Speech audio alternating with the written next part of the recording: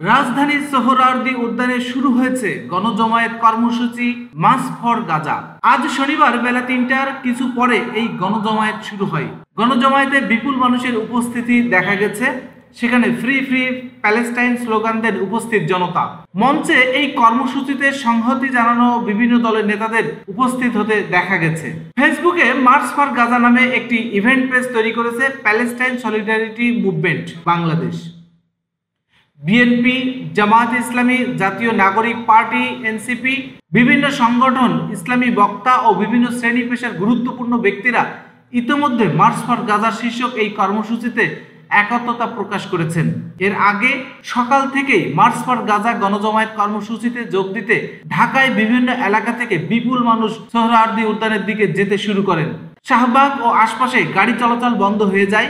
দুপুরে মিরপুর, কাজীপাড়া, শেওড়াপাড়া, বিজয় সরণি, ফার্মগেট, বাংলা মোটর ও শাহবাগ এলাকা হয়ে খণ্ড খণ্ড মিছিল সোহরাওয়ার্দী উদ্যানের দিকে যেতে দেখা গেছে। পিকআপ ভ্যানে করে তরুণদের স্লোগান দিতে দিতে উদ্যানের দিকে যেতে দেখা গেছে। তেজগাঁও ও খিলগাঁও এলাকায় প্রচুর মানুষকে ট্রেনের ছাদে চড়ে মার্চ ফর গাজা কর্মসূচিতে যোগ দেওয়ার জন্য আসতে দেখা গেছে।